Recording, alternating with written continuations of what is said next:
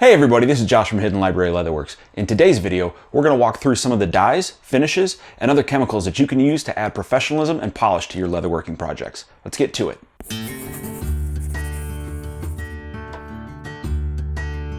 In this video, we're going to walk through some of the chemicals that I like to commonly use in my shop on my projects. We're going to walk through dyeing, finishing, antiquing, and edging. As we've talked about in several other of my videos, dye is often the first thing that I'll turn to in order to add color to a project. There are a couple different options for dye. I have a few of them here to talk through. First up is Tandy Leather Factory's in-house brand, EcoFlow. Unlike the rest of these dyes, this dye is water-based. Next up is Fiebing's Standard Dye. This is alcohol-based and comes in a wide variety of colors, just like the EcoFlow.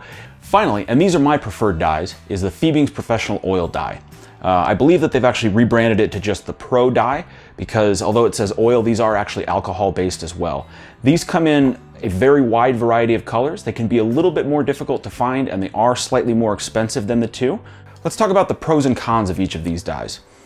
First up is the EcoFlow from Tandy. This is going to be probably the most inexpensive of the three that I have here. I don't prefer to use this most of the time because I find that the colors are not very vibrant and it does not have very even application onto the leather. But feel free to give it a try, you may have better luck than I do. Next up, for Fiebing's Standard Dye, as I mentioned earlier, this is very widely available. You can find this basically anywhere that sells any sort of leatherworking supplies at all. This does come in a bunch of different colors. However, I will caution you that even though some of the colors may imply that they're light, for example, I know they have a light blue, there's a green and some others, the color is actually very dark when you put it on the leather.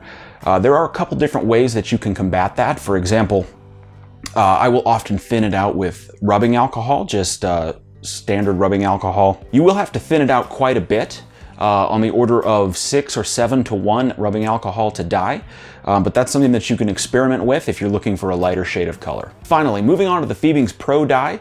Unlike the standard Fiebing's, this color is actually pretty representative of how it will look on your leather. You can see here from the streaks, the drips down the side here, that this is a red dye, and this is actually basically what it looks like on the leather. As a matter of fact, you may even need to do 2 or 3 coats to get this level of darkness on your piece, but they do have a wide variety of colors, and I find that this gives us the most even and the most vibrant colors out of all of these dye options here. Of these 3, my recommendation, if you can afford it, is certainly to go with the Pro Dye. Next up, we need to talk about protective finishes for your leather. There are a wide variety of these out there, and you can find pros and cons for each of these, but these are some of the ones that I commonly use. First up, we have Carnauba Cream, which is not so much a protective coating as it is a moisturizer and conditioner for the leather. I typically will not use this on armor projects, but if I'm making something like a bag or a pouch or a wallet or something along those lines, I often turn to this. Next up is a product called Pro Clear from Springfield Leather Company. This is actually my preferred product to use to finish armor pieces. This is an acrylic finish that will add a little bit of sheen to your project as well as provide some protection. You can buy this in, I think this is an 8-ounce jar and all the way up to gallon sizes. I use this quite a lot. Finally is a product called Clear Lac. This is going to provide a lot more sheen than the Pro Clear. In fact, if you read it here, it says it's actually a high gloss clear protective coating. One thing to note about this is that this is a much harsher chemical.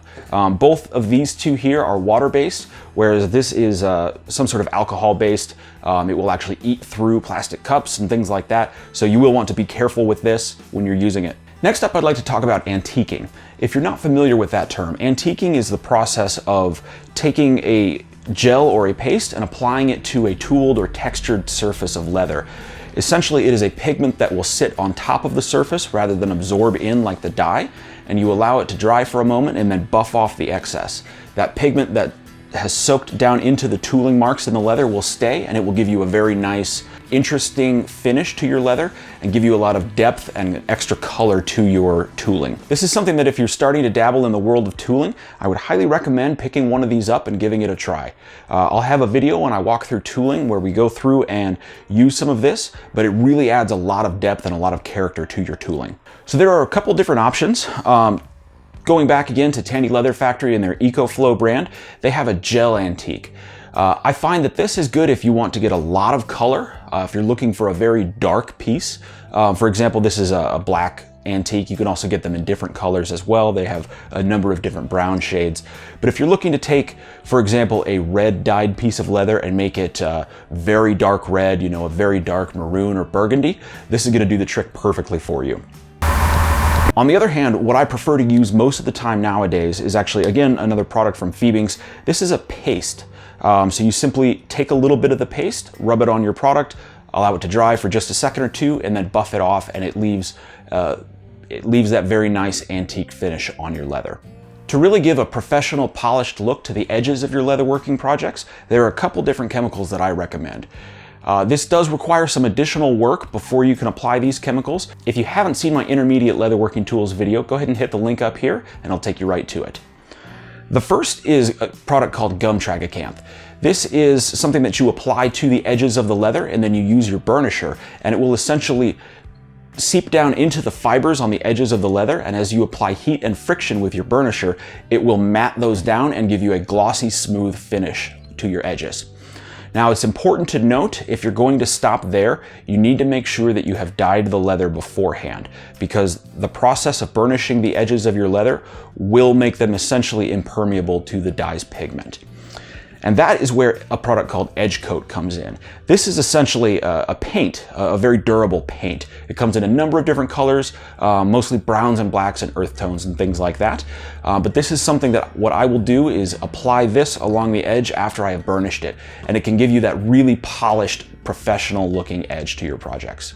The last product that I'd like to talk about is rubber cement. So this is going to be very helpful if you're doing any sort of stitching. This will allow you to hold the pieces together while you're stitching them so they don't come apart and you misalign your stitching holes. You can certainly use Elmer's or other commonly available rubber cements, but they do make specific ones for leather that will actually hold a little bit better, and I find it's worth the investment.